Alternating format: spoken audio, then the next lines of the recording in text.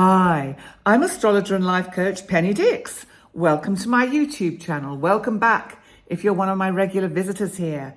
If you are new here, I would love it if you'd subscribe. So today I'm bringing you one of my short heads up videos, but this one, June the 11th, might be a little bit longer than your usual short heads up video because today there are quite a few major aspects happening. So it's June the 11th, 2023. We will already have noticed these energies unfolding in our kind of energy. And the most important aspect today is probably about our planet, our dwarf planet, but a big boy with lots of punch, Pluto. Pluto, of course, has been retrograde now in Aquarius. And today, Pluto finally moves back into Capricorn, the sign he was in for 15, 16, 17 years. I think if my memory is correct, it was 2008. But my maths is absolutely appalling, so I can't work out the kind of time distance. But Pluto, of course, is our planet of transformation, of beginnings, of endings. Pluto has gone into Aquarius for the last few weeks to just have a little look around, survey his new domain, which he's going to occupy for 20 years from the end of 2024. But Pluto still has issues to solve and to deal with within the sign of Capricorn. Now, if you remember, we've had this heavy energy in Capricorn. How could you forget? Saturn, Jupiter, expansion and contraction with both those planets. Saturn contracts, Jupiter expands. We've had this tension of energies through 2020, 21 and 22. So now we have some different energy because Pluto returning to Capricorn is not going to encounter these guys in the same way. He may by aspect, but not by conjunction. So Capricorn, as we know, is all about structure, governments, how things are organized, traditional institutions, big corporate companies. Now, there's been a huge kind of surge of energy of the collective recognizing the need for change, and that's been building over many years. Now, Pluto has been trying to deconstruct all of that so that it can be reborn in a much more appropriate form for the collective as to where the collective is and is going now. And I'm hoping, and I'm sure it will happen when Pluto fully moves into the sign of Aquarius. But for now, until I think it's January next year, Pluto is going to be back in Capricorn, sorting things out. Now, how is this going to affect us? Because, moving back into Capricorn, some of you may be thinking, oh God, that was so tough. It was such hard work, because Capricorn is a sign of hard work. And all I can tell you is that these planets, when they go retrograde, and they do it several times over a particular point. So Pluto is moving back into Capricorn, but he won't go very far. Then he will go direct again next year, and move back into Aquarius for a while, then back into Capricorn, and finally in November next year, 2024, fully into Aquarius. Now, when that happens, we see the fruits of our labors. So whatever you have left undone, whatever you have not yet addressed, that needs to be restructured, re-looked at, No stone left unturned. Anything in your life that needs to really transform, be it career, relationships, health, depending on the area of your chart that you have this energy in. Now, I would have done a Pluto video last year when it first moved into Aquarius, so you can always check that out to see what parts of your chart that energy was kicking off.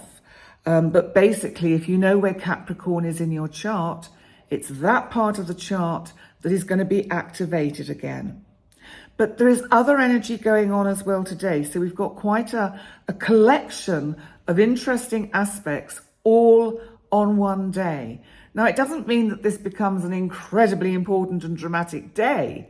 What it does mean is that it's a point in time where things are shifting, and we may actually feel on some kind of subtle level a real shift in those energies. And that could be very welcome for a lot of people, because it's a little bit taking your foot off the accelerator. We're just going to kind of cruise for a bit back into Capricorn and breathe.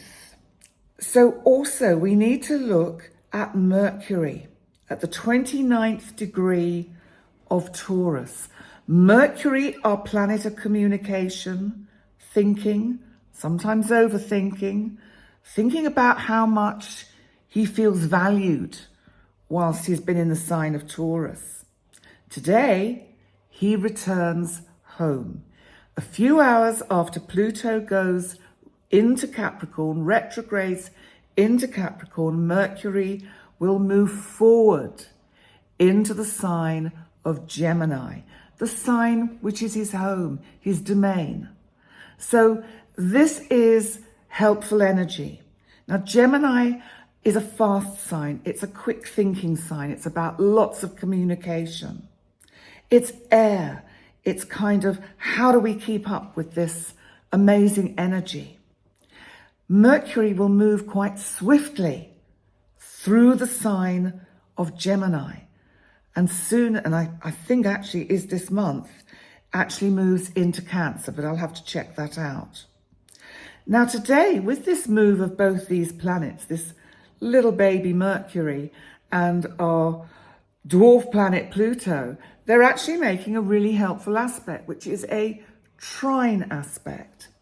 And what that does is it means there is something about it's giving us a clue. It's saying, look, use good communication, be quick in your thinking, give yourself time to really think about how you can use this energy of the transformative powers of Pluto in Capricorn to bring and manifest into your world the projects, the plans, the situations that you want to have in your life.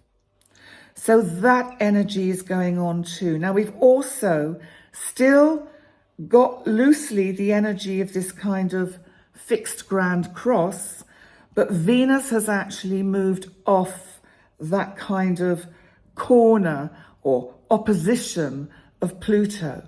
So that is kind of breaking up that energy. Now, Venus today in Leo is making a hard aspect, a square to Jupiter. So we need to just think about this energy too, because Venus in Leo is quite fiery and passionate. She gets really kind of worked up about how she wants to show off to the world and show what she can do. Leo is creative. Leo is center stage. So this is this kind of feminine energy saying, I want to shine. I want to show the world who I am. But it's squaring Jupiter in Taurus. So Jupiter is saying, okay, let's expand it. Whoa, but be careful you don't go over the top. Whatever it is that you're trying to create, and again, depending on the area it occupies in your chart, don't overextend what you're trying to achieve.